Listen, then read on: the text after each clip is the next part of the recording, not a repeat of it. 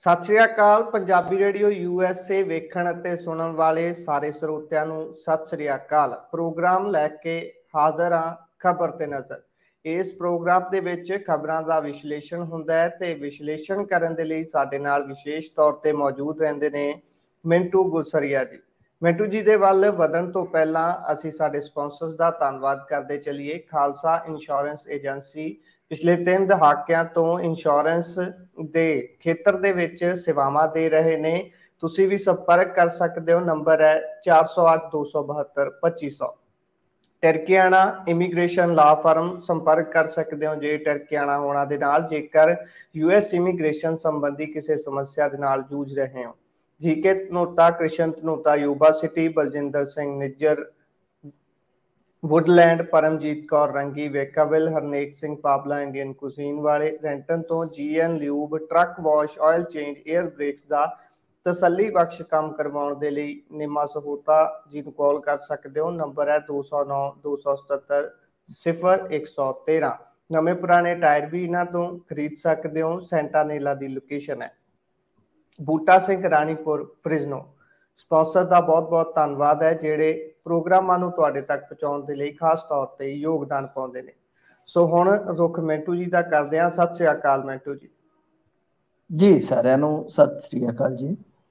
ਜੀ ਸੋ ਮਿੰਟੂ ਜੀ, ਅੱਜ ਦੀ ਸਭ ਤੋਂ ਵੱਡੀ ਅਪਡੇਟ ਕੀ ਹੈ ਜੀ, ਤੇ ਉਸ ਤੋਂ ਬਾਅਦ ਖਬਰਾਂ ਦੇ ਵੱਲ ਰੁਖ ਕਰਦੇ ਹਾਂ। ਸਭ ਤੋਂ ਪਹਿਲੀ ਵੱਡੀ ਖਬਰ ਤੇ ਜਰਾ ਚਾਨਣਾ ਪਾ ਦਿਓ ਕਿ ਪੰਜਾਬ ਨੂੰ ਲੱਗੇ ਆਰਥਿਕ ਝਟਕੇ ਦੀ ਭਰਪਾਈ ਕਿਵੇਂ ਹੋਵੇਗੀ। ਜੀ ਦੇਖੋ, ਗੱਲ ਇਹ ਹੈ ਕਿ ਪਿਛਲੇ ਕੁਝ ਦਿਨਾਂ ਤੋਂ ਜੋ ਸਾਡੇ ਇੱਥੇ ਹੁਣ ਸੰਕਟ ਪੈਦਾ ਹੋ ਰਿਹਾ, ਵੈਸੇ ਉਹਦੇ ਤੇ ਘੱਟ ਹੈ, ਨਿਗਾਹ ਘੱਟ ਆ। ਲੋਕ ਉਦਾਂ ਹੀ ਪੰਜਾਬ ਦੇ ਜਿਹੜੇ ਉਹ ਆਰਥਿਕ ਨੀਤੀਆਂ ਦਾ, ਕਾਰੋਬਾਰੀ ਘਾਟੇ ਵਾਧਿਆਂ ਦਾ ਮੁਲਾਂਕਣ ਘੱਟ ਕਰਦੇ ਆ। ਅੱਜ ਕੱਲ੍ਹ ਜ਼ਿਆਦਾ ਚਸ ਤੇ ਵੈਸੇ ਹੀ ਤੁਹਾਨੂੰ ਪਤਾ ਹੈ ਕਿ ਸਿੱਧੂ ਦੇ ਬਾਪ ਦੇ ਕਿਤਨੇ ਵਿਆਹ ਸੀਗੇ, ਇਹ ਮਾਨ ਸਾਹਿਬ ਨੇ ਕੀ ਕਿਹਾ, ਬੀਬੀ ਸਿੱਧੂ ਨੇ ਕੀ ਆਖਿਆ, ਕਿਹੜੇ ਨੇ ਕਿਸ ਨੂੰ ਸ਼ੇਰ ਕਿਹਾ, ਕਿਹੜੇ ਨੇ ਕਿਸ ਨੂੰ ਗਿੱਦੜ ਕਿਹਾ। ਇਹਨਾਂ ਨੇ ਆਪਣੀ ਸਰਕਸ ਚਲਾ ਰੱਖੀ ਹੈ ਤਾਂ ਲੋਕ ਉਹਨੂੰ ਵੇਖ ਕੇ ਵਾਹ ਵਾਹੀ ਕਰਦੇ ਆ। ਦੇਖੋ ਹੋਇਆ ਕੀ ਹੈ, ਪਹਿਲੀ ਗੱਲ ਤੇ ਇਹ ਹੈ ਕਿ ਇਸ ਹਫ਼ਤੇ ਸਭ ਤੋਂ ਵੱਡੀ ਜਿਹੜੀ ਆਰਥਿਕ ਘਟਨਾ ਸੀਗੀ ਉਹ ਇਹ ਸੀ ਕਿ ਜੋ ਕਰਜ਼ੇ ਦੀ ਸੀਲਿੰਗ ਸੀਗੀ, ਪੰਜਾਬ ਜੋ ਲੋਨ ਲੈ ਸਕਦਾ ਸੀ, ਕਿਉਂਕਿ ਓਬਵੀਅਸ ਹੈ ਕਿ ਲੋਨ ਜਿਹੜੇ ਆ ਉਹ ਹਰੇਕ ਸਟੇਟ ਲੈ ਕੇ ਜਿੱਦਾਂ ਆਪਦਾ ਕੰਮ ਕਾਰ ਚਲਾਉਂਦੇ ਪੰਜਾਬ ਵੀ ਚਲਾਉਂਦਾ ਸੀਗਾ, ਉਹਨੂੰ ਹੁਣ ਕਰਜ਼ਾਈ ਕਹਿਣ ਵਾਲੇ ਜਿਹੜੇ ਸੀਗੇ ਤਾਂ ਉਹ ਵੀ ਲੋਨ ਲੈ ਕੇ ਹੀ ਸਾਲ ਆਪਣਾ ਪਹਿਲਾ ਲੰਘਾਉਂਦੇ ਆ। ਇਹ ਕਿਸੇ ਤੋਂ ਕੋਈ ਲੁਕਿਆ ਛਿਪਿਆ ਤੱਥ ਨਹੀਂ ਹੈ, ਪਰ ਉਹਦੇ ਚ ਕੀ ਹੈ ਕਿ ਚਲੋ ਟਾਈਮ ਪਾਸ ਹੋ ਜਾਂਦਾ ਹੈ, 1 ਅਪ੍ਰੈਲ ਤੋਂ 31 ਮਾਰਚ ਆ ਜਾਂਦੀ ਹੈ। ਪਰ ਹੋਇਆ ਕੀ ਕਿ ਜਿਹੜੀ ਉਹ ਸੀਲਿੰਗ ਸੀ, ਕਿਉਂਕਿ ਦੇਖੋ ਇਹਦੇ ਵਿੱਚ ਬੁਨਿਆਦੀ ਤੌਰ ਤੇ ਆਪਾਂ ਜੇ ਵੇਖੀਏ ਤੇ ਕਸੂਰ ਸਾਡਾ ਹੈ, ਕਿਉਂਕਿ ਅਸੀਂ ਆਪਣਾ GSDP ਦਾ ਤਕਰੀਬਨ 45 ਤੋਂ 50% ਪਹਿਲਾਂ ਹੀ ਕਰਜ਼ਾ ਲੈ ਚੁੱਕੇ ਹਾਂ। ਮਸਲਨ ਸਾਡੀ ਜੇ ਪੈਦਾਵਾਰ 6 ਲੱਖ ਕਰੋੜ ਦੀ ਹੈ ਤਾਂ 3 ਲੱਖ ਕਰੋੜ ਦਾ ਕਰਜ਼ਾ ਤਾਂ ਆਲਰੇਡੀ ਹੈ ਹੀ ਹੈ, ਸਮਝਦੇ ਹੋ ਨਾ। ਸੋ ਇਸ ਕਰਕੇ ਕੇਂਦਰ ਸਰਕਾਰ ਲੰਬੇ ਸਮੇਂ ਤੋਂ RBI ਹੋਵੇ ਚਾਹੇ ਨੀਤੀ ਆਯੋਗ ਹੋਵੇ, ਉਹਨਾਂ ਵੱਲੋਂ ਸਮੇਂ ਦਰ ਸਮੇਂ ਇਹਨਾਂ ਨੂੰ ਦਿੱਤੀਆਂ ਚੇਤਾਵਨੀਆਂ ਦੇ ਮੱਦੇਨਜ਼ਰ ਪਹਿਲਾਂ ਹੀ ਇਹਨਾਂ ਨੂੰ ਲਾਦ ਕਰ ਰਿਹਾ ਸੀਗਾ ਕਿ ਭਾਈ ਸੰਭਲ ਕੇ ਚਲੋ। ਕੁਝ ਰਾਜ ਬਹੁਤ ਹੀ ਜ਼ਿਆਦਾ ਮਤਲਬ ਕਿ ਕਰਜ਼ੇ 'ਚ ਫਸ ਗਏ ਆ। ਤਾਂ ਗੱਲ ਇਹ ਆ ਕਿ ਕਿਤੇ ਸ੍ਰੀਲੰਕਾ ਵਰਗੀ ਹਾਲਤ ਨਾ ਹੋ ਜਾਵੇ, ਇਸ ਗੱਲ ਤੋਂ ਵੀ ਡਰ ਹੈ। ਵੈਸੇ ਤੁਸੀਂ ਦੇਖਿਆ ਹੋਣਾ ਪਿਛਲੇ ਦਿਨ ਇੱਕ ਬਹੁਤ ਵੱਡੀ ਬਹਿਸ ਵੀ ਛਿੜੀ ਸੀਗੀ ਨਰਿੰਦਰ ਮੋਦੀ ਜੀ ਅਤੇ ਕੇਜਰੀਵਾਲ ਸਾਹਿਬ ਦੇ ਦਰਮਿਆਨ ਫ੍ਰੀ ਵੀਜ਼ ਨੂੰ ਲੈ ਕੇ, ਉਹ ਇਹੀ ਸੀ ਬੇਸਿਕਲੀ। ਤਾਂ ਗੱਲ ਇਹ ਆ ਕਿ ਇਹ ਇੱਕ ਪਾਸੇ ਹੈ ਕਿ ਠੀਕ ਹੈ ਵੈਲਫੇਅਰ ਤਾਂ ਹੋਣਾ ਚਾਹੀਦਾ ਹੈ, ਪਰ ਦੂਸਰੇ ਪਾਸੇ ਕਿ ਜਿਹੜੀਆਂ ਰਾਜਨੀਤੀ ਦੀਆਂ ਕਹਾਣੀਆਂ ਨੇ ਉਹ ਜਦੋਂ ਇੱਧਰ ਨੂੰ ਹੋ ਤੁਰਦੀਆਂ ਤੇ ਫਿਰ ਸੰਭਾਵਨਾ ਰਹਿੰਦੀ ਹੈ ਕਿ ਕੰਮ ਖਰਾਬ ਨਾ ਹੋ ਜਾਵੇ। ਸੋ ਇਹਨਾਂ ਨੇ ਉਹ ਜਿਹੜੀ ਸੀਲਿੰਗ ਸੀ ਕਿ 39,000 ਕਰੋੜ ਤੱਕ ਲੋਨ ਲਿਆ ਜਾ ਸਕਦਾ, ਉਸਨੂੰ ਟਾਈਟ ਕਰਕੇ ਕਰ ਦਿੱਤਾ 21,000 ਕਰੋੜ, ਮਤਲਬ ਕਿ ਸੀਲਿੰਗ ਹੋਰ ਟਾਈਟ ਕਰ ਦਿੱਤੀ। ਤਾਂ ਉਹਦੇ 'ਚ ਕੀ ਹੈ ਕਿ 18,000 ਕਰੋੜ ਦਾ ਹੁਣ ਤੁਹਾਨੂੰ ਇੱਕ ਸਿੱਧਾ ਝਟਕਾ ਲੱਗ ਗਿਆ। ਪਿਛਲੇ ਸਾਲ ਹੋਇਆ ਕੀ ਸੀਗਾ ਕਿ ਜੋ GST ਲਾਗੂ ਹੋਣ ਤੋਂ ਬਾਅਦ ਇੱਕ ਮੁਆਵਜ਼ਾ ਰਾਸ਼ੀ ਆਉਂਦੀ ਸੀਗੀ ਇਹਨਾਂ ਨੂੰ ਲਗਾਤਾਰ, ਉਹ ਬੰਦ ਹੋ ਗਈ ਸੀਗੀ, ਕਿਉਂਕਿ ਉਹ ਇੱਕ ਵਕਫੇ ਵਾਸਤੇ ਸੀਗੀ। ਤਾਂ ਉਹਦੇ 'ਚ ਵੀ ਇਹਨਾਂ ਨੂੰ ਤਕਰੀਬਨ 15,000 ਕਰੋੜ ਦਾ ਝਟਕਾ ਲੱਗ ਗਿਆ ਸੀਗਾ। ਤਾਂ ਹੁਣ 18,000 ਕਰੋੜ ਲੋਨ ਘੱਟ ਲੈਣਗੇ। ਇਸ ਤੋਂ ਇਲਾਵਾ ਕੁਝ ਚੀਜ਼ਾਂ ਹੋਰ ਨੇ, ਜਿੱਦਾਂ ਆਪਾਂ ਦੇਖੀਏ ਤਾਂ RDF ਦਾ ਪੈਸਾ ਵੀ ਰੁਕਿਆ ਪਿਆ, ਤਕਰੀਬਨ 4,000 ਕਰੋੜ। ਫਿਰ ਇਸ ਤੋਂ ਇਲਾਵਾ ਜੇ ਤੁਸੀਂ ਵੇਖੋਗੇ ਤਾਂ 1,500 ਕਰੋੜ ਰੁਪਈਆ ਸਾਲ ਦਾ ਉਹ ਵੀ ਵਾਰਿਆ ਗਿਆ ਲੱਗਦਾ ਹੈ, ਕਿਉਂਕਿ ਬੈਲੈਂਸ ਸ਼ੀਟ ਦੇ ਵਿੱਚੋਂ RDF ਨੂੰ ਐਤਕੀ ਹਟਾ ਦਿੱਤਾ ਗਿਆ ਜੋ ਪ੍ਰੋਕਿਉਰਮੈਂਟ ਹੁੰਦੀ ਹੈ। ਸੋ ਇਸ ਲਿਹਾਜ਼ ਨਾਲ ਜੇ ਦੇਖੀਏ ਤਾਂ ਬਈ ਬਹੁਤ ਕੰਮ ਖਰਾਬ ਹੋਣ ਦੇ ਕਗਾਰ ਤੇ ਆ, ਇਹ ਆਪਾਂ ਨੂੰ ਵੀ ਪਤਾ ਹੈ। ਤਾਂ ਗੱਲ ਇਹ ਆ ਕਿ ਹੁਣ ਗਾਂ ਇੱਕ ਜੋ ਸਿਹਤ ਮਹਿਕਮਾ ਹੈ ਉਹਦੀ ਵੀ ਤਕਰੀਬਨ 1,000 ਕਰੋੜ ਰੁਪਏ ਦੀ ਰਕਮ ਉਹਨਾਂ ਨੇ ਰੋਕ ਲਈ ਹੈ।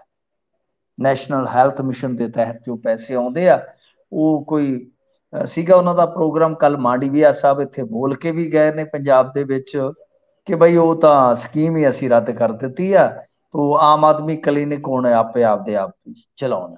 ਤਾਂ ਕਹਿਣ ਦਾ ਭਾਵ ਇਹ ਆ ਕਿ ਦੇਖੋ ਇਸ ਤਰ੍ਹਾਂ ਹੁਣ ਜੇ ਦੇਖੀਏ ਆਪਾਂ ਤਾਂ ਵਿਕਾਸ ਕਾਰਜਾਂ ਦੀ ਥਾਂ ਤੇ ਤਾਂ ਕੇਵਲ ਤਨਖਾਹਾਂ ਤੇ ਜਿਹੜੇ ਵਚਨਬੱਧ ਖਰਚੇ ਹੁੰਦੇ ਉਹ ਹੀ ਮਸੀਂ ਨਿਕਲਣਗੇ ਇਸ ਹਿਸਾਬ ਨਾਲ।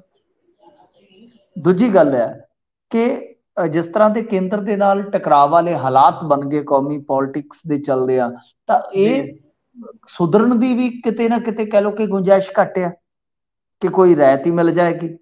ਸੋ ਇਸ ਕਰਕੇ ਹੁਣ ਸੋਚਣਾ ਵਿਚਾਰਨਾ ਪਏਗਾ। ਇਹ ਇਕੱਲੇ ਦੇਖੋ ਚੁਟਕਲੇ ਸੁਣਾਇਆ ਇੱਕ ਦੂਜੇ ਤੇ ਇਸ ਤਰ੍ਹਾਂ ਚਿੱਕੜ ਸੁੱਟਿਆ ਕਹਾਣੀ ਸੂਤ ਨਹੀਂ ਆਉਣੀ। ਇਹ ਆਉਣ ਵਾਲੇ ਸਮੇਂ 'ਚ ਬਹੁਤ ਔਖਾ ਹੋ ਜਾਏਗਾ ਕੰਮ। ਜਾਂ ਤਾਂ ਤੁਸੀਂ ਰੈਵਨਿਊ ਵਧੀਆ ਜਨਰੇਟ ਕਰੋ ਤੇ ਆਪਾਂ ਨੂੰ ਪਤਾ ਹੋਵੇ ਕਿ ਹਾਂ ਅਸੀਂ ਆਪਣੇ ਖਰਚਿਆਂ ਨਾਲ ਹੀ ਭਾਈ ਸਾਰਾ ਕੁਝ ਚਲਾ ਸਕਦੇ ਹਾਂ, ਪਰ ਉਹਦੀ ਹਾਲਤ ਕੀ ਹੈ? ਮਈ 2022 ਦੇ ਮੁਕਾਬਲੇ ਮਈ 2023 ਦੇ ਵਿੱਚ ਜਿਹੜੀ GST ਦੀ ਪ੍ਰਾਪਤੀ ਸੀ ਉਹ ਸਾਡੀ -5 ਹੈ, ਜਦ ਕਿ ਸਾਡੇ ਮੁਕਾਬਲੇ ਚੰਡੀਗੜ੍ਹ ਦੀ 55% ਵਧੀ, ਦਿੱਲੀ ਦੀ 25% ਵਧੀ, ਹਰਿਆਣੇ ਦੀ 9% ਵਧੀ, ਹਿਮਾਚਲ ਦੀ 12 ਤੇ ਜੰਮੂ ਕਸ਼ਮੀਰ ਦੀ ਸਾਡੇ ਨਾਲ 14% ਵਧੀ ਹੈ ਹਿਸਾਬ ਨਾਲ। ਮਤਲਬ ਕਿ ਅਸੀਂ ਮਾਈਨਸ 'ਚ ਜਾ ਰਹੇ ਹਾਂ, -5। ਤਾਂ ਉਹ ਚੰਡੀਗੜ੍ਹ ਨੂੰ ਜੇ ਤੁਸੀਂ ਦੇਖੋਗੇ ਤਾਂ 55% ਸਾਡੇ ਮੁਕਾਬਲੇ। ਤਾਂ ਇਸ ਕਰਕੇ ਬਈ ਤੁਹਾਨੂੰ ਇਹ ਵੇਖਣਾ ਪਵੇਗਾ ਕਿ ਇਸ ਤਰ੍ਹਾਂ ਦੀ ਨੌਬਤ ਕਿਉਂ ਆਈ ਹੈ, ਕਿਉਂਕਿ ਮਣੀਪੁਰ ਇੱਕ ਐਸਾ ਸਟੇਟ ਹੈ ਸਾਡੇ ਨਾਲ ਜਿਹੜੇ ਮਾਈਨਸ 'ਚ ਗਏ ਨੇ, ਬਾਕੀ ਸਾਰੇ ਪਲੱਸ 'ਚ ਗਏ, ਉਹਨਾਂ ਦੀ ਗਰੋਥ ਰੇਟ ਗਈ ਹੈ ਜਿਹੜੀ। ਤਾਂ ਖੈਰ ਹੁਣ ਆਪਾਂ ਦੇਖਦੇ ਹਾਂ ਕਿ ਕੀ ਬਣਦਾ ਹੈ। ਸੋ ਬਹੁਤ ਕਹਿ ਲਓ ਕਿ ਚਿੰਤਾਜਨਕ ਸਥਿਤੀ ਹੈ ਇਸ ਵੇਲੇ। ਘਰੇਲੂ ਉਤਪਾਦ ਜੋ ਸਾਲ 23-24 ਦੇ ਦੌਰਾਨ ਇੱਕ ਅੰਦਾਜ਼ਨ 6,98,635 ਕਰੋੜ ਦਾ ਹੋਵੇਗਾ, ਵਿੱਚ ਜਿਹੜਾ ਸਨਅਤੀ ਹਿੱਸਾ ਹੈ ਜਿਹੜਾ ਉਹ 25% ਰਹਿ ਗਿਆ, ਜਦਕਿ ਸਰਵਿਸ ਸੈਕਟਰ 45%, ਖੇਤੀ ਤੇ ਸਹਾਇਕ ਧੰਦਿਆਂ ਦਾ ਜਿਹੜਾ ਕੰਟਰੀਬਿਊਸ਼ਨ ਹੈ ਉਹ 28% ਰਹਿ ਗਿਆ। ਮਤਲਬ ਕਿ ਇਹ ਸਾਰਾ ਕੁਝ ਜਿਹੜਾ ਹੈ ਇਹ ਵੇਖਣਾ ਪਵੇਗਾ ਤੁਹਾਨੂੰ ਕਿ ਤੁਹਾਡੀ ਮੈਨੂਫੈਕਚਰਿੰਗ ਜਿਹਨੂੰ ਆਪਾਂ ਕਹਿੰਦੇ ਆ, ਉਹ ਵੀ ਮੈਂ ਦੱਸ ਦਿੱਤਾ ਨਾ ਕਿ 25% ਹੀ ਰਹਿ ਗਿਆ। ਤਾਂ ਇਹ ਹੈ ਕਿ ਸਨਅਤੀ ਸੈਕਟਰ ਵੀ ਤੁਹਾਡਾ ਜਿਹੜਾ ਡਾਊਨਫਾਲ ਦਾ ਸ਼ਿਕਾਰ ਹੋ ਰਿਹਾ। ਸੰਭਲ ਦੀ ਜ਼ਰੂਰਤ ਆ, ਨਹੀਂ ਤੇ ਸੰਭਲ ਦਾ ਫਿਰ ਮੌਕਾ ਹੀ ਨਹੀਂ ਮਿਲੇਗਾ। ਜੀ ਵੇਖਦੇ ਹਾਂ ਕਿ ਸੰਭਲਿਆ ਜਾਂਦਾ ਹੈ ਜਾਂ ਫਿਰ ਹੋਰ ਇੱਕ ਦੋ ਝਟਕੇ ਦੇ ਦਿੰਦਾ ਕੇਂਦਰ, ਕਿਉਂਕਿ ਜਿੰਨੇ ਰਿਸ਼ਤੇ ਤਲਕ ਹੁੰਦੇ ਜਾਂਦੇ ਨੇ ਉਨਾ ਹੀ ਫਿਰ ਸਮੱਸਿਆ ਪੈਦਾ ਹੁੰਦੀ ਜਾਂਦੀ ਹੈ। ਅੱਗੇ ਚਲੀਏ, ਹਿਮਾਚਲ ਦੀ ਗੱਲ ਕਰਦੇ ਹਾਂ ਜੀ। ਹਿਮਾਚਲ ਬਿਨਾਂ ਇਜਾਜ਼ਤ ਵਰਤੇਗਾ ਪਾਣੀ ਜੀ? ਦੇਖੋ, ਜਦੋਂ ਤੋਂ ਇਹਨਾਂ ਦੇ ਸਰਕਾਰ ਇੱਥੇ ਬਦਲੀ ਹੈ ਨਾ, ਇਹਨਾਂ ਦੇ ਤੇਵਰ ਯਕਦਮ ਬਦਲ ਗਏ ਨੇ ਤੇ ਇਹਨਾਂ ਦੀ ਕਿਸਮਤ ਵੀ ਬਦਲਦੀ ਜਾ ਰਹੀ ਹੈ ਨਾਲ ਨਾਲ, ਕਿਉਂਕਿ ਕਈ ਮੁੱਦਿਆਂ ਤੇ ਇਹਨਾਂ ਨੇ ਕਦਮ ਚੁੱਕੇ। ਜਿੱਦਾਂ ਵਾਟਰ ਸੈਸ ਲਾਉਣ ਦਾ ਯਤਨ ਕੀਤਾ, ਉਹ ਚਲੋ ਬਹੁਤ ਜ਼ਿਆਦਾ ਵਿਰੋਧ ਹੋਇਆ। ਉਸ ਤੋਂ ਬਾਅਦ ਕੇਂਦਰ ਸਰਕਾਰ ਨੇ ਕਿਹਾ ਕਿ ਅਸੀਂ ਤੁਹਾਡਾ ਸਾਰਾ ਗ੍ਰਾਂਟ ਸ਼ਰਾਂਟ ਵਾਲਾ ਕੰਮ ਰੋਕ ਦੇਣਾ, ਐਵੇਂ ਨਾ ਫਿਰ ਮੁੜ ਕੇ ਰੋਈ ਜਾਇਓ। ਚਲੋ ਉਹ ਸੂਤ ਆਇਆ। ਪਰ ਹੁਣ ਇੱਕ ਵੱਡੀ ਖਬਰ ਹੈ, ਜੇ ਆਪਾਂ ਦੇਖੀਏ ਇਸ ਨੂੰ, ਕੋਈ ਛੋਟੀ ਖਬਰ ਨਹੀਂ ਹੈ। ਹਾਲਾਂਕਿ ਮੈਂ ਜਿਵੇਂ ਕਿਹਾ ਕਿ ਪਤਾ ਨਹੀਂ ਕਿਉਂ ਸਾਡਾ ਮੀਡੀਆ, ਸਾਡਾ ਲੋਕਾਚਾਰੀ ਦਾ ਜਿਹੜਾ ਸੁਭਾਅ ਹੈ ਉਹ ਕੁਝ ਐਸਾ ਬਣ ਗਿਆ ਕਿ ਅਸੀਂ ਬਹੁਤ ਮਤਲਬ ਕਿ ਜਿਹੜੀਆਂ ਬੇਹੂਦਾ ਟਾਈਪ ਦੀਆਂ ਗੱਲਾਂ ਹੁੰਦੀਆਂ ਨੇ ਉਹਦੇ ਵਿੱਚ ਜ਼ਿਆਦਾ ਉਲਝੇ ਪਏ ਆ। ਸਾਰਾ ਦਿਨ ਤੁਸੀਂ ਸੋਸ਼ਲ ਮੀਡੀਆ ਦਾ ਟ੍ਰੈਂਡ ਚੱਕ ਕੇ ਦੇਖ ਲਓ, ਜਾਂ ਮਤਲਬ ਤੁਸੀਂ ਮੀਡੀਆ ਦਾ ਟ੍ਰੈਂਡ ਚੱਕ ਕੇ ਦੇਖ ਲਓ, ਤੇ ਬੜਾ ਦੁੱਖ ਹੁੰਦਾ ਕਿ ਅਸਲ ਮੁੱਦਿਆਂ ਦੀ ਕਹਾਣੀ, ਅਸਲ ਮੁੱਦਿਆਂ ਦੀ ਬਾਤ ਜਿਹੜੀ ਆ ਉਹ ਨਹੀਂ ਪਾਈ ਜਾਂਦੀ, ਜੇ ਪਾਈ ਜਾਂਦੀ ਹੈ ਤੇ ਬੜੀ ਘੱਟ ਪਾਈ ਜਾਂਦੀ ਆ। ਤਾਂ ਖੈਰ ਇਹ ਹੁਣ ਬੜੀ ਵੱਡੀ ਖਬਰ ਸੀ, ਕਿਸੇ ਨੇ ਇਹਦਾ ਨੋਟਿਸ ਹੀ ਨਹੀਂ ਲਿਆ, ਗੌਰ ਹੀ ਨਹੀਂ ਕੀਤਾ। ਹੋਇਆ ਕੀ ਹੈ ਕਿ ਕੇਂਦਰ ਸਰਕਾਰ ਵੱਲੋਂ ਇੱਕ ਪੱਤਰ ਜਾਰੀ ਕੀਤਾ ਗਿਆ ਜਿਹਦੇ ਅਨੁਸਾਰ ਹੁਣ ਹਿਮਾਚਲ ਪ੍ਰਦੇਸ਼ ਨੂੰ ਪਾਣੀ ਲਈ ਭਾਖੜਾ ਬਿਆਸ ਪ੍ਰਬੰਧਨ ਬੋਰਡ ਯਾਨੀ BBMB ਤੋਂ NOC ਲੈਣ ਦੀ ਲੋੜ ਹੀ ਨਹੀਂ ਪਵੇਗੀ। ਯਾਨੀ deputy director ministry of power Bharat ਸਰਕਾਰ ਵੱਲੋਂ ਚੇਅਰਮੈਨ ਭਾਖੜਾ ਬਿਆਸ ਪ੍ਰਬੰਧ ਬੋਰਡ ਨੂੰ 15 ਮਈ ਨੂੰ ਇੱਕ ਪੱਤਰ ਪ੍ਰਾਪਤ ਹੋਇਆ, ਜਿਸ ਅਨੁਸਾਰ ਭਾਰਤ ਸਰਕਾਰ ਵੱਲੋਂ ਫੈਸਲਾ ਲਿਆ ਗਿਆ ਕਿ ਹਿਮਾਚਲ ਪ੍ਰਦੇਸ਼ ਵੱਲੋਂ ਸਮੇਂ-ਸਮੇਂ ਤੇ ਜੋ ਪਾਣੀ ਵਰਤਿਆ ਜਾਣਾ ਉਹਦੇ ਤੇ NOC ਦੀ ਕੋਈ ਜ਼ਰੂਰਤ ਨਹੀਂ। ਯਾਨੀ ਜਿਹੜੇ BBMB ਦੇ ਪ੍ਰੋਜੈਕਟ ਹੈ ਉਹਨਾਂ ਤੋਂ 7.19% ਤੋਂ ਘੱਟ ਪਾਣੀ ਉਹ ਜਦੋਂ ਮਰਜ਼ੀ ਚੁੱਕ ਸਕਦੇ ਆ। ਠੀਕ ਹੈ ਜੀ, ਇਹ ਕਹਾਣੀ ਦਾ ਕਹਿ ਲਓ ਕਿ ਤੱਤਸਾਰ ਹੈ ਕਿ ਬਈ ਹਿਮਾਚਲ ਪ੍ਰਦੇਸ਼ ਨੇ ਤਾਂ ਕਮਾਲ ਹੀ ਕਰ ਦਿੱਤੀ। ਇਹਨਾਂ ਨੂੰ ਵੇਖ ਲਓ ਕਿ ਕਿੱਦਾਂ ਝਟਫਟ ਮਨਜ਼ੂਰੀ ਮਿਲ ਗਈ। ਇਹ ਬਹੁਤ ਵੱਡੀ ਰਾਹਤ ਹੈ। ਹਿਸਾਬ ਲਾ ਲਓ ਕਿ ਪ੍ਰੋਜੈਕਟਾਂ ਦੇ ਵਿੱਚੋਂ ਤਕਰੀਬਨ 7.25% ਦੀ ਪਾਣੀ ਉਹ ਜਦੋਂ ਮਰਜ਼ੀ ਵਰਤ ਸਕਦੇ ਆ, ਕਿਉਂਕਿ ਅੱਗੇ ਕੀ ਸੀ, ਅੱਗੇ ਇੱਕ ਪ੍ਰੋਸੀਜਰ ਉਹਨਾਂ ਨੂੰ ਫੋਲੋ ਕਰਨਾ ਪੈਂਦਾ ਸੀਗਾ। ਉਹ ਜਦੋਂ ਆਉਂਦੇ ਸੀਗੇ ਕਿ ਹਾਂਜੀ ਅਸੀਂ ਪਾਣੀ ਵਰਤਣਾ ਹੈ, ਪਾਣੀ ਲੈਣਾ, ਹਾਲਾਂਕਿ ਦੇਖੋ ਹਿੱਸੇਦਾਰ ਤੇ ਉਹ ਵੀ ਹੈਗੇ ਨੇ, ਨੋ ਡਾਊਟ, ਇਹਦੇ ਚ ਕੋਈ ਸ਼ੱਕ ਨਹੀਂ ਹੈ, ਕੋਈ ਦੋ ਰਾਏ ਨਹੀਂ। ਪਰ ਜਦੋਂ ਅੱਗੇ ਉਹਨਾਂ ਨੇ ਐਕਸਟਰਾ ਪਾਣੀ ਦੀ ਵਰਤੋਂ ਕੋਈ ਕਰਨੀ ਹੁੰਦੀ ਤਾਂ ਉਹ ਕੀ ਕਰਦੇ ਸੀਗੇ ਕਿ ਉਹ BBMB ਦੇ ਕੋਲ ਆਉਂਦੇ ਤੇ ਇੱਕ ਏਜੰਡਾ ਰੱਖਿਆ ਜਾਂਦਾ ਕਿ ਜੀ ਸਾਨੂੰ ਇੰਨੇ ਕੁ ਪਾਣੀ ਦੀ ਜ਼ਰੂਰਤ ਹੈ ਜੀ। ਤਾਂ ਉਹ ਮਤਲਬ ਕਿ ਉਹ ਕੁਛ ਕੁ ਜਿੱਦਾਂ ਲਾ ਲਓ ਕਿ ਮੌਜੂਦਾ ਸਮੇਂ ਦੇ ਵਿੱਚ ਥੋੜਾ ਬਹੁਤਾ ਪਾਣੀ 358 ਕਿਊਸਿਕ ਪਾਣੀ ਦੀ NOC ਉਹ ਲੈ ਲੈਂਦੇ ਹੁੰਦੇ ਸੀਗੇ ਮਤਲਬ। ਪਰ ਮੌਜੂਦਾ ਸਮੇਂ ਦੇ ਵਿੱਚ 500 ਕਿਊਸਿਕ ਪਾਣੀ ਹੋਰ ਲੈਣ ਲਈ ਕੇਸ ਜਿਹੜਾ ਹੈ ਉਹ ਉਹਨਾਂ ਨੇ BBMB ਨੂੰ ਭੇਜਿਆ ਹੋਇਆ। ਤਾਂ ਮਤਲਬ ਕਿ ਹੁਣ ਉਹ ਆਪਣਾ ਹਿੱਸਾ ਵਧਾ ਕੇ 7.19 ਤੱਕ ਲਿਜਾ ਸਕਦੇ ਆ, ਕਿਉਂਕਿ ਜਿਹੜਾ ਪੁਨਰਗਠਨ ਐਕਟ ਹੋਇਆ ਉਹਦੇ ਵਿੱਚ ਤੁਹਾਨੂੰ ਪਤਾ ਨਾ ਹਿਮਾਚਲ ਦਾ ਜਿਹੜਾ ਜੋ ਵੀ ਬਣਿਆ ਸੀਗਾ 7.19 ਹੈ। 7.19 ਦੇ ਹਿਸਾਬ ਨਾਲ ਹੀ ਜਦੋਂ ਵੰਡ ਦੇ ਹਿਸਾਬ ਨਾਲ, ਤਾਂ ਹੀ ਇੱਕ ਵਾਰੀ ਚੰਡੀਗੜ੍ਹ ਦੇ ਉੱਤੇ ਵੀ ਦਾਅਵਾ ਠੋਕ ਦਿੱਤਾ ਸੀਗਾ ਨਾ ਇਹਨਾਂ ਕਿ ਸਾਡਾ ਵੀ ਹਿੱਸਾ ਬਣਦਾ ਹੈ ਜੀ, ਸਾਡਾ ਵੀ ਹਿੱਸਾ ਬਣਦਾ ਹੈ। ਸੋ ਇਹ ਪੁਨਰਗਠਨ ਤੋਂ ਬਾਅਦ ਕੁਝ ਇਹ ਸਮੱਸਿਆਵਾਂ ਆਪਾਂ ਦੇਖਦੇ ਹੀ ਹਾਂ ਜਿਸ ਤਰ੍ਹਾਂ ਦੀਆਂ ਹੈਗੀਆਂ ਨੇ। ਤਾਂ ਇਹਦੇ ਚ ਹੁਣ ਇੱਕ ਵੇਖਣ ਵਾਲੀ ਗੱਲ ਹੋਏਗੀ, ਵੇਖੋ ਵੈਸੇ ਤੇ ਆਪਾਂ ਹਿੱਸੇਦਾਰ ਉਹਦੇ ਚ ਖਾਸੇ ਆ, ਹਿਮਾਚਲ ਵੀ ਹੈ ਆ ਗਿਆ, ਪੰਜਾਬ ਵੀ ਆ ਗਿਆ, ਉਹਦੇ ਚ ਹੁਣ ਰਾਜਸਥਾਨ ਵੀ ਆ, ਹਰਿਆਣਾ ਵੀ ਆ, ਚੰਡੀਗੜ੍ਹ ਵੀ ਆ, ਗਾਂ ਦਿੱਲੀ ਨੂੰ ਵੀ ਪਾਣੀ ਚਲੇ ਜਾਂਦਾ ਹੈ, ਹਿੱਸੇਦਾਰ ਤੇ ਕਈ ਆ ਆਪਾਂ। ਪਰ ਰੌਲਾ ਇਹ ਹੈ ਕਿ ਰਾਜਸਥਾਨ ਤਾਂ ਪਾਣੀ ਪਹਿਲਾਂ ਹੀ ਕਹਿੰਦਾ ਕਿ ਬਈ ਸਾਨੂੰ ਵਧਾ ਕੇ ਦਿਓ, ਤੇ ਉਹ ਜਿਹੜੀ ਉਹਨਾਂ ਦੀ ਵਰਤੋਂ ਆ ਉਹ 100% ਤੋਂ ਵੀ ਵੱਧ ਆ। ਹਰਿਆਣੇ ਵਾਲਿਆਂ ਦੀ ਵੀ 100% ਦੇ ਕਰੀਬ ਆ, ਸਾਡੀ 86% ਆ। ਕੀ ਉਹ ਕੱਟ ਕੱਲੇ ਪੰਜਾਬ ਨੂੰ ਲੱਗੇਗਾ ਜਾਂ ਸਾਰਿਆਂ ਨੂੰ ਰਲ ਮਿਲ ਕੇ ਲੱਗੇਗਾ? ਅਸਰ ਕਿਹਦੇ ਤੇ ਪਏਗਾ? ਪਰ ਕਿਉਂਕਿ ਹਰਿਆਣੇ ਵਾਲੇ ਜਾਂ ਰਾਜਸਥਾਨ ਵਾਲੇ ਉਹ ਤੇ ਤੁਪਕਾ ਹੀ ਨਹੀਂ ਛੱਡਦੇ, ਜ਼ਿਆਦਾ ਸੁੱਤੇ ਆਪਾਂ ਰਹਿ ਜਾਂਦੇ ਹਾਂ। ਤਾਂ ਲੱਗਦਾ ਹੈ ਕਿ ਇਹ ਵੀ ਅਸਰ ਜਿਹੜਾ ਹੈ ਨਾ, ਇਹ ਵੀ ਭਾਰ ਹੈ ਜਿਹੜਾ ਉਹ ਪੰਜਾਬ ਤੇ ਪਵੇਗਾ ਜੀ। ਵੈਸੇ ਵੀ ਇਹ ਤਾਂ ਗੱਲ ਵੇਖਣ ਵਾਲੀ ਹੈ ਕਿ ਕੱਟ ਕੱਲਾ ਪੰਜਾਬ ਨੂੰ ਤਾਂ ਨਹੀਂ ਲੱਗਦਾ। ਸੋ ਇੱਕ ਹੋਰ ਗੱਲ ਹੈ, ਸੁੱਖੂ ਸਾਹਿਬ ਜਦੋਂ ਦੇ ਬਣੇ ਨੇ ਮੁੱਖ ਮੰਤਰੀ, ਉਹਨਾਂ ਦਾ ਧਿਆਨ ਬੜਾ ਆਪਣੇ ਸਟੇਟ ਤੇ ਕੇਂਦਰਿਤ ਹੈ, ਬਹੁਤ ਚੰਗੇ ਤਰੀਕੇ ਨਾਲ ਕੰਮ ਕਰ ਰਹੇ ਆ। ਸਾਡੇ ਵਾਲੇ ਇੱਕ ਦੂਸਰੇ ਤੇ ਤੰਜ਼ ਕੱਸੀ ਜਾਂਦੇ ਆ, ਉਸ ਤੋਂ ਇਲਾਵਾ ਕੰਮ ਹੀ ਕੋਈ ਨਹੀਂ। ਸੋ ਆਪਾਂ ਅੱਗੇ ਚੱਲੀਏ, ਗੱਲ ਕਰਦੇ ਹਾਂ ਵਜ਼ੀਫਾ ਘੁਟਾਲੇ ਦੀ। ਵਜ਼ੀਫਾ ਘੁਟਾਲੇ ਦੀ ਜਾਂਚ CBI ਨੂੰ ਦਿੱਤੀ ਜਾ ਸਕਦੀ ਹੈ ਜੀ? ਹਾਂਜੀ, ਹੋ ਸਕਦਾ ਹੈ। ਗੱਲ ਇਹ ਆ ਕਿ ਜਿਹੜਾ ਇਹ ਵਜ਼ੀਫਾ ਘੁਟਾਲਾ ਕਿਸੇ ਤਨ ਪੱਤਨ ਵੀ ਤੇ ਨਹੀਂ ਨਾ ਲੱਗਿਆ, ਕਿਉਂਕਿ ਸਭ ਤੋਂ ਪਹਿਲਾਂ ਤੁਹਾਨੂੰ ਯਾਦ ਹੋਣਾ ਹੈ ਕਿ ਮਾਮਲਾ ਉੱਠਿਆ ਕਿ ਜੀ 63 ਕਰੋੜ 91 ਲੱਖ ਦਾ ਵਜ਼ੀਫਾ ਘੁਟਾਲਾ ਹੋ ਗਿਆ। ਹੁਣ ਇਹ ਰਿਪੋਰਟ ਕਿਹਨੇ ਦਿੱਤੀ ਸੀ ਕਿ ਸਰਕਾਰ ਦੇ ਇੱਕ ਬਹੁਤ ਵੱਡੇ ਆਲਾ ਤਰੀਨ ਕਹਿ ਲਓ ਅਫਸਰ ਨੇ। ਫਿਰ ਅਮਰਿੰਦਰ ਕਹਿੰਦਾ ਜੀ ਕਿ ਮੈਂ ਤੇ ਮੰਨਦਾ ਨਹੀਂ ਹਾਂ, ਕੈਪਟਨ ਅਮਰਿੰਦਰ। ਉਹ ਕਹਿੰਦੇ ਕਿ ਬਈ ਗੱਲ ਇਹ ਆ ਕਿ ਆਪਾਂ ਇੱਕ ਹੋਰ ਜਾਂਚ ਪੜਤਾਲ ਬਿਠਾ ਦਿੰਦੇ। ਜਾਂਚ ਪੜਤਾਲ ਬਿਠਾ ਕੇ ਕਹਿੰਦੇ ਜੀ ਨਹੀਂ ਓਨਾ ਨਹੀਂ ਹੋਇਆ ਜਿੰਨਾ ਤੁਸੀਂ ਆਂਦੇ ਜੇ, ਤੇ 8 ਕਰੋੜ ਦੀ ਗੜਬੜੀ ਹੈਗੀ ਆ। ਮਤਲਬ ਕਿ ਗੜਬੜੀ ਤਾਂ ਹੈਗੀ ਸੀ, ਪਰ ਉਸ ਤੋਂ ਬਾਅਦ ਉਹਨਾਂ ਨੇ ਤੇ ਕੀ ਕਹਿਣਾ ਸੀਗਾ, ਤਾਂ ਕੁਝ ਵੀ ਨਹੀਂ ਕੀਤਾ, ਗੂੰਗਲੂਆਂ ਤੋਂ ਮਿੱਟੀ ਝਾੜ ਛੱਡੀ।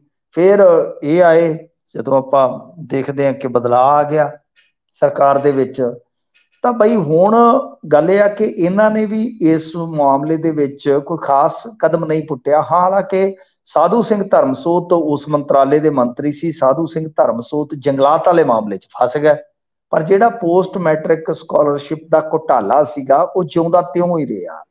ਤਾਂ ਹੁਣ ਸੁਣਨ ਦੇ ਵਿੱਚ ਆ ਰਿਹਾ ਵਾ, ਕਿਉਂਕਿ ਇਹਦੇ 'ਚ ਦੇਖੋ ਐਸੀ ਕਮਿਸ਼ਨ ਪਹਿਲਾਂ ਹੀ ਇਨਵੋਲਵ ਆ, ਸਮਝਦੇ ਹੋ ਨਾ ਤੁਸੀਂ। ਤਾਂ ਗੱਲ ਇਹ ਆ ਕਿ ਉਦੋਂ ਵੀ ਮੰਗ ਉੱਠੀ ਸੀ ਵੈਸੇ 21 ਦੇ ਵਿੱਚ, ਜਦੋਂ ਇਹ ਬਹੁਤ ਜ਼ਿਆਦਾ ਚਰਚਿਤ ਹੋਇਆ ਕਿ ਬਈ CBI ਨੂੰ ਜਾਂਚ ਦੇ ਦਈਏ, ਕਿਉਂਕਿ ਇਹ ਪੈਸਾ ਵਿੱਚ ਕੇਂਦਰ ਦਾ ਵੀ ਹੁੰਦਾ ਨਾ ਬਹੁਤ ਵੱਡਾ ਹਿੱਸਾ। ਤਾਂ ਕਈ ਮੌਕਿਆਂ ਤੇ ਫਿਰ ਜੇ ਇਸ ਤਰ੍ਹਾਂ ਦਾ ਕੋਈ ਘੁਟਾਲਾ, ਇਸ ਤਰ੍ਹਾਂ ਦਾ ਗੜਬੜ ਝਾਲਾ ਨਿਕਲਦਾ ਤਾਂ ਇਹ ਸਮਝਿਆ ਜਾਂਦਾ ਕਿ ਚਲੋ CBI ਤੋਂ ਜਾਂਚ ਕਰਵਾ ਲਓ। ਪਰ ਉਦੋਂ ਕੀ ਸੀ, ਤੁਹਾਨੂੰ ਪਤਾ ਹੀ ਹੈ, ਕਾਂਗਰਸ ਦੇ ਵਿੱਚ ਇੱਕ ਤੇ ਅੰਦਰੂਨੀ ਉਤਲ ਪੁਤਲ ਸੀ,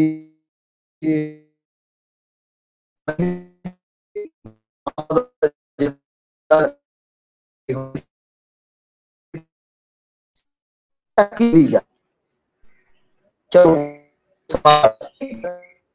ਮਿੰਟੂ ਜੀ ਤੁਹਾਡੀ ਆਵਾਜ਼ ਕੱਟ ਰਹੀ ਹੈ ਜੀ।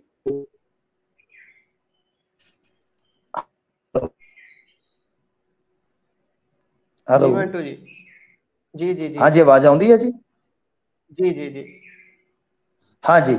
ਤਾਂ ਬਈ ਉਦੋਂ ਤਾਂ ਸਮਾਂ ਲੰਘ ਗਿਆ ਜਿਹੜੀ ਆਪਾਂ ਗੱਲ ਕਰ ਰਹੇ ਸਾਂ, ਤਾਂ ਹੁਣ ਇਹ ਮਾਮਲਾ ਜਿਹੜਾ ਹੋ ਸਕਦਾ CBI ਕੋਲ ਚਲਾ ਜਾਵੇ, ਤੇ CBI ਤੋਂ ਮੈਨੂੰ ਲੱਗਦਾ ਕਿ ਜਾਂਚ ਕਰਵਾਉਣ ਚ ਹਰਜ ਵੀ ਨਹੀਂ ਹੋਣਾ ਚਾਹੀਦਾ, ਕਿਉਂਕਿ ਕੇਂਦਰੀ ਰਾਜ ਮੰਤਰੀ ਨੇ ਦੱਸਿਆ ਵੀ ਸੀਗਾ ਕਿ ਬਾਈ ਜਾਂਚ CBI ਤੋਂ ਕਰਵਾਈ ਜਾਏਗੀ। ਪਿਛਲੇ ਦਿਨੀ ਜਿਹੜਾ ਇੱਥੇ ਆਇਆ ਸੀਗਾ ਚੰਡੀਗੜ੍ਹ ਵਿੱਚ ਇੱਕ ਸਮਾਗਮ ਚ ਹਿੱਸਾ ਲੈਣ ਕੇਂਦਰੀ ਗ੍ਰਹਿ ਰਾਜ ਮੰਤਰੀ, ਕੇਂਦਰੀ ਰਾਜ ਮੰਤਰੀ, ਤਾਂ ਉਸਨੇ ਦੱਸਿਆ ਸੀਗਾ। ਤਾਂ ਬਈ ਮੈਨੂੰ ਜਿੱਥੋਂ ਮਰਜ਼ੀ ਜਾਂਚ ਪੜਤਾਲ ਹੋਵੇ, ਪਰ ਜਿਨ੍ਹਾਂ ਲੋਕਾਂ ਨੇ ਗਰੀਬਾਂ ਦੇ ਹੱਕ ਖਾਦੇ ਆ, ਵੇਖੋ ਇੱਕ ਪਾਸੇ ਤੇ ਉਹ ਬੱਚੇ ਜਿਹੜੇ ਜਲੰਧਰ ਦੇ ਵਿੱਚ ਧਰਨਾ ਲਾਉਂਦੇ ਆ, ਛਿੱਤਰ ਖਾਂਦੇ ਆ, ਦੂਸਰੇ ਪਾਸੇ ਪੈਸੇ ਖਾ ਕੇ ਚੁੱਪ ਕਰਕੇ ਬੈਠੇ ਨੇ, ਇਹਨਾਂ ਨੂੰ ਕਿਸੇ ਨੇ ਪੁੱਛਿਆ ਨਹੀਂ ਹੈ।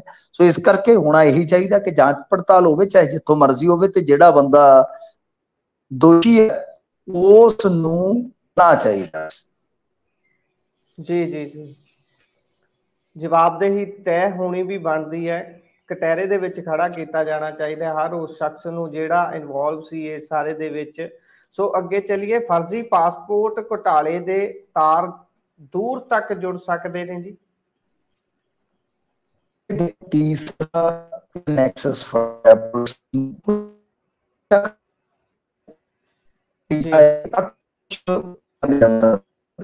ਦੇ ਵਿੱਚ ਮਿੰਟੂ ਜੀ ਤੁਹਾਡੀ ਆਵਾਜ਼ ਕੱਟ ਰਹੀ ਹੈ। ਜਿਹੜੇ ਕ੍ਰਿਮੀਨਲ ਹਾਰਡਕੋਰ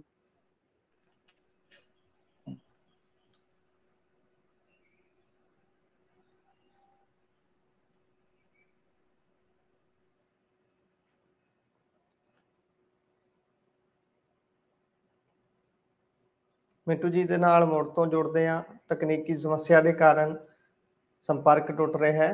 ਸੋ ਇੱਕ ਵਾਰ ਮੁੜ ਤੋਂ ਮਿੰਟੂ ਜੀ ਦੇ ਨਾਲ ਜੁੜ ਚੁੱਕੇ ਹਾਂ ਜੀ। ਮਿੰਟੂ ਜੀ ਹੈਲੋ ਜੀ ਜੀ ਜੀ ਮਿੰਟੂ ਜੀ ਹਾਂਜੀ ਹਾਂਜੀ। ਤਾਂ ਦੇਖੋ ਇਹ ਤੀਜਾ ਐਸਾ ਰੈਕਟ ਹੈ ਜਿਸ ਦਾ ਖੁਲਾਸਾ ਪੁਲਿਸ ਨੇ ਕੀਤਾ ਹੈ ਥੋੜੇ ਸਮੇਂ ਦੇ ਦੌਰਾਨ। ਜੀ ਹੁਣ ਅੰਮ੍ਰਿਤਸਰ ਕਮਿਸ਼ਨਰੇਟ ਦੀ ਜਿਹੜੀ ਪੁਲਿਸ ਆ, ਉਹ ਜਾਲੀ ਪਾਸਪੋਰਟ ਬਣਾਉਣ ਵਾਲੇ ਗਰੋਹ ਦੇ ਮੁੱਖ ਮੁਲਜ਼ਮਾਂ ਨੂੰ ਫੜਨ ਵਾਸਤੇ ਦਿੱਲੀ ਅਤੇ ਹਰਿਆਣੇ 'ਚ ਜਾ ਕੇ ਬੈਠੀ ਆ, ਕਿਉਂਕਿ ਪਿਛਲੇ ਦਿਨ ਹੀ ਹੋਇਆ ਕਿ ਕੁਝ ਗ੍ਰਿਫਤਾਰੀਆਂ ਹੋਈਆਂ, ਜਿਸ ਤੋਂ ਬਾਅਦ ਪਤਾ ਲੱਗਿਆ ਕਿ ਇੱਕ ਬੜਾ ਵੱਡਾ ਤਸਕਰ ਜਿਹੜਾ ਸੀਗਾ, ਜਿਹਦੇ ਤੇ 7-8 ਪਰਚੇ ਸਨ, ਉਹ ਫਰਜ਼ੀ ਪਾਸਪੋਰਟ ਬਣਾ ਕੇ ਤੇ ਦੌੜ ਗਿਆ ਪੁਰਤਗਾਲ ਦੇ ਵਿੱਚ, ਤੇ ਇਹਨਾਂ ਨੇ ਬਣਵਾ ਕੇ ਦਿੱਤਾ ਸੀਗਾ। ਹੁਣ ਜਦੋਂ ਇਹਨਾਂ ਨੇ ਥੋੜਾ ਜਿਹਾ ਮਾਮਲੇ ਨੂੰ ਅੱਗੇ ਤੋਰਿਆ ਪੁਲਿਸ ਨੇ, ਤਾਂ ਆਧਾਰ ਕਾਰਡ ਕੀ, ਪੈਨ ਕਾਰਡ ਕੀ, ਵੋਟਰ ਕਾਰਡ ਕੀ, ਉਹ ਸਾਰੇ ਦਸਤਾਵੇਜ਼ ਫਰਜ਼ੀ ਗਾਂ ਦੀ ਗਾਂ ਬਣਦੇ ਗਏ ਜੀ। ਫਿਰ ਉਸ ਤੋਂ ਬਾਅਦ ਜਦੋਂ ਪਤਾ ਲੱਗਿਆ ਕਿ ਇਸ ਮਾਮਲੇ 'ਚ ਤਾਂ ਹਰਿਆਣੇ ਦੇ ਕੈਂਥਲ ਜ਼ਿਲ੍ਹੇ ਦੇ ਕੁਝ ਲੋਕ ਸ਼ਾਮਲ ਨੇ ਜੀ, ਤਾਂ ਉਹਨਾਂ ਨੂੰ ਗ੍ਰਿਫਤਾਰ ਤਾਂ ਕੀਤਾ ਗਿਆ। ਫਿਰ ਇਸ ਤੋਂ ਬਾਅਦ ਪਤਾ ਲੱਗਿਆ ਕਿ ਉੱਤੇ ਵੀ ਕੁਝ ਬੈਠੇ ਆ ਬੰਦੇ ਜਿਹੜੇ ਕਿ ਦਫ਼ਤਰਾਂ ਤੱਕ ਵੀ ਪਹੁੰਚ ਰੱਖਦੇ ਸੀਗੇ। ਇਹ ਵੱਡੀ ਗੱਲ ਆ, ਕਿਉਂਕਿ ਗਰੋਹ ਦੇ ਮੈਂਬਰ ਜਿਹੜੇ ਦੱਸਦੇ ਆ ਕਿ ਅੰਮ੍ਰਿਤਸਰ ਤੋਂ ਇਲਾਵਾ ਪੰਜਾਬ ਦੇ ਹੋਰ ਜ਼ਿਲ੍ਹਿਆਂ ਦੇ ਏਜੰਟਾਂ ਦੇ ਸੰਪਰਕ ਵਿੱਚ ਸੀਗੇ, ਜਿਹੜੇ ਕਿ ਜਾਲੀ ਪਾਸਪੋਰਟ ਬਣਾਉਣ ਦਾ ਕੰਮ ਕਰਦੇ ਆ। ਤਾਂ ਇਹ ਇੱਕ ਤਰ੍ਹਾਂ ਨਾਲ ਕਹਿ ਲਓ ਕਿ ਇੱਕ ਹੋਰ ਖੁਲਾਸਾ ਹੋ ਗਿਆ ਇਸ ਚੱਕਰ ਦੇ ਵਿੱਚ ਕਿ ਭਾਈ ਜਿਹੜੇ ਫਰਜ਼ੀ ਪਾਸਪੋਰਟ ਆ ਉਹ ਧੜੱਲੇ ਨਾਲ ਬਣ ਰਿਹਾ। ਹੁਣ ਦੇਖੋ ਬੜਾ ਸਿੰਪਲ ਹੈ, ਇੱਕ ਤੇ ਫਰਜ਼ੀ ਪਾਸਪੋਰਟ ਆ ਨਾ ਆਮ ਬੰਦੇ ਨੇ ਬਣਾਉਣਾ, ਚਲੋ ਉਹ ਵੀ ਚੱਲ ਜਾਂਦਾ ਹੈ। ਤਾਂ ਉਹ ਵੈਸੇ ਤੇ ਫਰਜ਼ੀ ਪਾਸਪੋਰਟ ਘੁਟਾਲਾ ਹੈ ਨਾ ਜਿਹੜਾ ਮੋਗੇ ਦਾ ਬੜਾ ਮਸ਼ਹੂਰ ਆ, ਕਿ ਜਿੱਥੇ 400-450 ਪਾਸਪੋਰਟ ਇੱਕੋ ਪਤੇ ਤੇ ਬਣ ਗਿਆ, ਇਦਾਂ ਚੱਲਦੇ ਰਹੇ ਆ। ਪਰ ਗੱਲ ਕੀ ਹੈ ਕਿ ਜਦੋਂ ਕਿਸੇ ਕ੍ਰਿਮੀਨਲ ਨੇ ਬਣਾਉਣਾ ਹੈ, ਤੁਹਾਨੂੰ ਪਤਾ ਹੈ, ਤੇ ਉਹਦੇ ਕੋਲ ਪੈਸੇ ਦੀ, ਧਨ ਦੀ ਕੋਈ ਕਮੀ ਨਹੀਂ ਹੈ। ਕਮੀ ਹੈ ਤੇ ਬਸ ਇੱਕ ਪਾਸਪੋਰਟ ਦੀ ਭੱਜਣ ਵਾਸਤੇ, ਤਾਂ ਉੱਥੋਂ ਤਾਂ ਫਿਰ ਪੈਸਾ ਮੋਟਾ ਮਿਲਦਾ ਹੈ ਨਾ, ਜਿੰਨਾ ਮਰਜ਼ੀ ਪੈਸਾ ਲੈਣ, ਜਾਂ ਕੋਈ ਕੰਮ ਕਢਵਾ ਲੈਂਦੇ ਹੋਣਗੇ। ਸੋ ਇਸ ਕਰਕੇ ਇਹ ਮਾਮਲਾ ਬਹੁਤ ਹੀ ਜ਼ਿਆਦਾ ਇਸ ਵੇਲੇ ਸਿਰਦਰਦੀ ਵਾਲਾ ਹੈ ਕਿ ਤੁਸੀਂ ਦੇਖ ਲਓ ਕਿ ਲਾਰੈਂਸ ਬਿਸ਼ਨੋਈ ਦਾ ਭਰਾ ਅਨਮੋਲ, ਸਚਿਨ, ਇਹ ਕਿਸ ਤਰ੍ਹਾਂ ਭੱਜੇ। ਉਸ ਤੋਂ ਬਾਅਦ ਹੋਰ ਕਿੰਨੇ ਗੈਂਗਸਟਰਾਂ ਦੀ ਲਿਸਟ ਆ ਗਈ ਕਿ ਬਈ ਇਹ ਵੀ ਫਰਜ਼ੀ ਪਾਸਪੋਰਟਾਂ ਤੇ। ਹੁਣ ਬਾਅਦ ਦੇ ਵਿੱਚ ਫੇਰ, ਤੇ ਉਸ ਤੋਂ ਬਾਅਦ ਆ ਹੁਣ ਇੱਕ ਹੋਰ ਇਸ ਤਰ੍ਹਾਂ ਦਾ ਰੈਕਟ ਇਹਨਾਂ ਨੇ ਫੜਿਆ। ਤਾਂ ਗੱਲ ਇਹ ਆ ਕਿ ਇਹ ਪਾਸਪੋਰਟ ਕਿੱਦਾਂ ਬਣਦੇ ਆ, ਇਹ ਬਸ ਇਸੇ ਤਰ੍ਹਾਂ ਬਣਦੇ ਆ, ਗਾਂ ਦੀ ਗਾਂ ਬੰਦੇ ਦਿੱਤੀ ਜਾਂਦੇ ਆ। ਉਹ ਕੋਈ ਆਧਾਰ ਕਾਰਡ ਬਣਾਈ ਜਾਂਦਾ, ਕੋਈ ਵੋਟਰ ਕਾਰਡ ਬਣਾਈ ਜਾਂਦਾ, ਤੇ ਅਖੀਰ ਕੋਈ ਪਾਸਪੋਰਟ ਬਣਾਈ ਜਾਂਦਾ। ਹੁਣ ਪਾਸਪੋਰਟ ਕਿਵੇਂ ਬਣਾ ਕੇ ਲਿਆਉਂਦੇ ਆ ਅੰਦਰ ਦਫ਼ਤਰ ਦੇ, ਜਦੋਂ ਤੁਸੀਂ ਜਾਂਦੇ ਹੋ ਪਾਸਪੋਰਟ ਬਣਾਉਣ, ਤਾਂ ਤੁਹਾਡੀ ਇੱਕ ਇੱਕ ਚੀਜ਼ ਨੂੰ ਬਹੁਤ ਬਰੀਕੀ ਦੇ ਨਾਲ ਘੋਖਦੇ ਆ। ਜਿਹੜੀ ਪੁਲਿਸ ਵੈਰੀਫਿਕੇਸ਼ਨ ਹੈ ਬੜੀ ਤਸੱਲੀ ਨਾਲ ਹੁੰਦੀ, ਸਾਰਾ ਕੁਝ ਹੁੰਦਾ। ਪਰ ਇਹ ਸਾਰਾ ਕੁਝ ਈਜ਼ੀਲੀ ਕਿੱਦਾਂ ਹੋ ਜਾਂਦਾ ਹੈ ਜਦੋਂ ਫਿੰਗਰਪ੍ਰਿੰਟ ਤੱਕ ਵੀ ਸਾਰਾ ਕੁਝ, ਅੱਜ ਕੱਲ ਬਾਇਓਮੈਟ੍ਰਿਕ ਡਾਟਾ ਸਾਰਾ ਕੁਝ ਔਨ ਰਿਕਾਰਡ ਆ। ਇਹ ਆਪਣੇ ਆਪ ਦੇ ਵਿੱਚ ਬੜੇ ਵੱਡੇ ਸਵਾਲ ਆ। ਤਾਂ ਆਉਣ ਵਾਲੇ ਸਮੇਂ 'ਚ ਇਹਦਾ ਤੋੜ ਕੋਈ ਨਾ ਕੋਈ ਤਾਂ ਲੱਭਣਾ ਪਊ ਸਰਕਾਰ ਨੂੰ। ਜੀ ਸੋ ਅੱਗੇ ਵਧਦੇ ਹਾਂ। ਗੱਲ ਸੂਰੀ ਦੇ ਕਤਲ ਤੋਂ ਬਾਅਦ ਨਸਲਕੁਸ਼ੀ ਦੀ ਧਮਕੀ ਦੇਣ ਵਾਲਾ ਕਸੂਤਾ ਫਸਿਆ ਜੀ। ਦੇਖੋ ਅੱਡੀਆਂ ਚੁੱਕ ਕੇ ਜਦੋਂ ਫਾਹ ਲੈਣਾ ਤੇ ਫਿਰ ਕਸੂਤਾ ਹੀ ਹੋਣਾ ਹੈ ਕੰਮ। ਕੀ ਲੋੜ ਸੀ? ਠੀਕ ਆ, ਚਲੋ ਗੱਲ ਇਹ ਆ ਕਿ ਜਿਹੜੀ ਗੱਲ ਹੋਈ ਹੈ ਉਹ ਨਹੀਂ ਹੋਣੀ ਚਾਹੀਦੀ। ਆਪਣੀ ਜ਼ੁਬਾਨ ਤੇ ਤੁਸੀਂ ਵੀ ਲਗਾਮ ਦੇਵੋ, ਨਾ ਦੂਸਰਾ ਕੋਈ ਹਿੰਸਾ ਕਰੇ। ਹਿੰਸਾ ਮਾੜੀ ਹੈ, ਕਿਸੇ ਨੂੰ ਕਤਲ ਕਰ ਦੇਣਾ ਕੋਈ ਇਹ ਨਹੀਂ ਹੈਗਾ ਕਿ ਆਪਾਂ ਕਹਿ ਦਈਏ ਕਿ ਹਾਂ ਜਸਟੀਫਾਈਬਲ ਹੈ। ਪਰ ਤੁਸੀਂ ਕੀ ਕਰ ਰਹੇ ਹੋ, ਤੇ ਉਸ ਤੋਂ ਬਾਅਦ ਵੀ ਤੁਸੀਂ ਸਬਕ ਨਾ ਲਵੋ, ਤੇ ਬੜੇ ਬਦਤਮੀਜ਼ ਆਦਮੀ ਹੋ ਤੁਸੀਂ। ਤਾਂ ਗੱਲ ਕੀ ਸੀਗੀ ਕਿ ਉਹ ਇੱਕ ਹੋਛੇ ਨੇ, ਤੁਹਾਨੂੰ ਪਤਾ ਹੋਣਾ, ਤੇ ਚੱਕ ਕੇ ਉਦੋਂ ਕਹਿ ਦਿੱਤਾ ਸੀਗਾ ਕਿ ਇਹਨਾਂ ਦੀ ਨਸਲਕੁਸ਼ੀ ਕਰਾਂਗੇ। ਤਾਂ ਉਹ ਜਿਹੜਾ ਫਿਰਕੂ ਮਤਲਬ ਕਿ ਬੋਲ ਸੀਗਾ, ਉਹਦੇ ਵਿੱਚ ਹੁਣ ਇੱਕ ਦੋ ਜਣੇ ਉਹ ਫਸ ਗਏ। ਇੱਕ ਦਾ ਨਾਂ ਰਾਹੁਲ ਸੀ, ਇੱਕ ਦਾ ਨਾਂ ਸੌਰਵ ਸੀਗਾ। ਤਾਂ ਹਿਸਾਬ ਲਾ ਲਓ ਕਿ ਹੁਣ ਅਦਾਲਤ ਨੇ ਇਹਨਾਂ ਦੀ ਜ਼ਮਾਨਤ ਰੱਦ ਕਰ ਦਿੱਤੀ ਹੈ। ਹੇਠਲੀ ਕੋਰਟ ਦੇ ਵਿੱਚ ਜ਼ਮਾਨਤ ਜਦੋਂ ਗਈ ਉਦੋਂ ਵੀ ਰੱਦ ਹੋ ਗਈ, ਫਿਰ ਸੈਸ਼ਨ ਕੋਰਟ 'ਚ ਗਈ ਜ਼ਮਾਨਤ। ਕੋਰਟ ਵੀ ਦੇਖ ਲਓ ਕਿੰਨੇ ਸਖਤ ਆ। ਬਾਅਦ 'ਚ ਸ਼ਾਇਦ ਇਹਨਾਂ ਨੇ ਅਫਸੋਸ ਵੀ ਕੀਤਾ ਸੀਗਾ ਇਸ ਗੱਲ ਤੇ, ਕਿਉਂਕਿ ਦੇਖੋ ਠੀਕ ਆ, ਕਤਲ ਕਿਸੇ ਇੱਕ ਨੇ ਕੀਤਾ। ਆਹੀ ਗੱਲ ਅੱਗੇ 84 ਦੇ ਵਿੱਚ ਵੀ ਤੇ ਇਹੀ ਸੈਂਟੀਮੈਂਟ ਸੀਗਾ ਇੱਕ ਜਨੂਨੀ ਭੀੜ ਦੇ ਅੰਦਰ। ਇਹੀ ਤਾਂ ਸੀਗਾ ਕਿ ਬਈ ਇਹ ਸਾਰੀ ਸਿੱਖ ਕੌਮ ਉਹਨੂੰ ਸਬਕ ਸਿਖਾਉਣਾ ਹੈ। ਨਸਲਕੁਸ਼ੀ ਜਾਂ ਕਤਲੇਆਮ ਕਿੱਥੋਂ ਨਿਕਲਦੇ ਨੇ? ਇਹ ਇਸੇ ਭਾਵਨਾ ਚੋਂ ਨਿਕਲਦੇ ਨੇ, ਜਦੋਂ ਤੁਸੀਂ ਇਹ ਨਖੇੜਾ ਕਰਨ ਦੀ ਥਾਂ ਤੇ ਕਿ ਕਿਸੇ ਇੱਕ ਵਿਅਕਤੀ ਨੇ ਜੇ ਕੋਈ ਕੰਮ ਕੀਤਾ ਹੈ ਤਾਂ ਉਹਦੀ ਸਜ਼ਾ ਕੋਰਟ ਦੇਵੇ ਉਸਨੂੰ। ਪਰ ਜਦੋਂ ਤੁਸੀਂ ਸਾਰੀ ਕੌਮ ਨੂੰ ਇਸ ਤਰ੍ਹਾਂ ਟਾਰਗੇਟ ਕਰਦੇ ਹੋ, ਇਸ ਤਰ੍ਹਾਂ ਉਸਨੂੰ ਕਤਲ ਕਰਦੇ ਹੋ, ਉਹਨਾਂ ਦੇ ਬੇਪਤ ਕਰਦੇ ਹੋ, ਉਹਨਾਂ ਨੂੰ ਮਤਲਬ ਕਿ ਜਲੀਲ ਕਰਦੇ ਹੋ ਜਾਂ ਸ਼ਾਬਦਿਕ ਹਿੰਸਾ ਕਰਦੇ ਹੋ, ਤਾਂ ਬਹੁਤ ਮਾੜੀ ਗੱਲ ਹੈ, ਚਾਹੇ ਉਹ ਕਿਸੇ ਵੀ ਧਰਮ ਪ੍ਰਤੀ ਹੈ। ਤਾਂ ਇਹ ਹੁਣ ਸਬਕ ਲੈਣਾ ਚਾਹੀਦਾ ਹੈ ਨਾ ਫਿਰਕੂ ਪ੍ਰਸਤ ਲੋਕਾਂ ਨੂੰ ਕਿ ਭਾਈ ਜਦੋਂ ਤੁਸੀਂ ਫਸ ਜਾਂਦੇ ਹੋ ਛੇਤੀ ਕੀਤੇ ਆ ਨਾ, ਫਿਰ ਕੋਰਟ ਵੀ ਇਸ ਮਾਮਲੇ ਦੇ ਵਿੱਚ ਰਹਿਤ ਨਹੀਂ ਦਿੰਦੀ ਹੈ। ਕਿ ਤੁਹਾਨੂੰ ਯਾਦ ਹੋਣਾ ਉਹ ਟਾਈਟਲਰ ਦੀ ਸ਼ਰਟ ਪਾ ਕੇ ਆ ਗਿਆ ਸੀਗਾ ਨਾ, ਜਿਹੜਾ ਹਿਸਾਬ ਲਾ ਲਓ ਹਾਈ ਕੋਰਟ ਚ ਜ਼ਮਾਨਤ ਹੋਈ ਕਈ ਮਹੀਨਿਆਂ ਬਾਅਦ, ਜੇਲ੍ਹ ਚ ਲਾਉਣੇ ਪਏ ਕਈ ਮਹੀਨੇ। ਤਾਂ ਇਸ ਕਰਕੇ ਬਚ ਕੇ ਰਹੋ।